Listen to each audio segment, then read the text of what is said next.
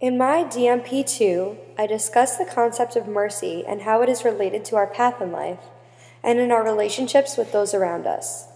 Originally, I had stated that certain people are more merciful than others, but questioned what makes us take mercy on certain people and punish others. I also questioned how the path towards mercifulness and the path towards justice are related. Now, I don't believe they have a direct relationship. There is a distinction between forgiveness and doing what is right. Sometimes they overlap, sometimes they don't. I also don't believe in moral absolutism.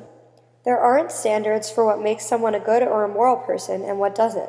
The decision which determines if someone deserves mercy is only in the eyes of the wronged. This idea is demonstrated in the Water of Life story. The youngest brother has to face the decision to ask the little voice what happened to his older brothers, knowing that he can maybe release them from their fate. Although their intentions of finding the water of life for their father were not pure, the youngest brother does not consider that to be a determining factor in which they are good or evil. He believes that his brothers deserve mercy. I think that he may believe that his kind actions will lead his brothers toward a path of justice and selfless actions. But the youngest brother had to look at the possible consequences before his decision to ask for mercifulness for his brothers. He had to think of himself. What would his brothers say when they were released and found out that he had successfully completed the mission? The brothers wanted to find the water of life for their father only to become the heir to the throne. This can relate to my experience during a school council election. An acquaintance of mine was running. She genuinely seemed like she wanted to see growth and community among the students and had great ideas to improve certain aspects of student life. She was running against my friend. My friend was merely running for this election to boost her college resume. She didn't really care about any of the important parts of being a good leader or wanting what was best for the students of my class. I had to make the decision to either show a sort of mercy towards my friend and vote for her simply because of my relationship with her, or vote for the girl who really wanted the position. I believe I made a transformation towards justice that day when deciding to vote for the girl who deserved it most. The concept of people having different ideas about if someone deserves mercy is evident in the Gawain and Ragnell story. Gromer believes that King Arthur deserves punishment after awarding land that was meant to be his to Gawain instead.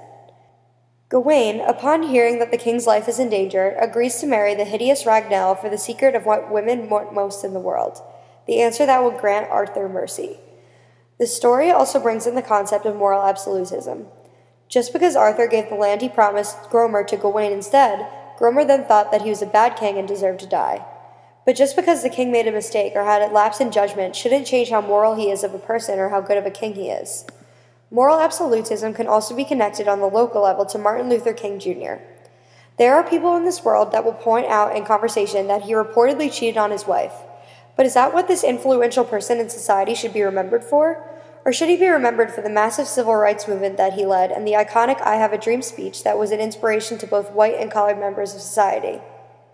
The people who feel the need to point this out and discourse about this great leader should grant forgiveness to his memory. He transformed many white people's opinions from hatefulness to granting mercy to the African American members of society.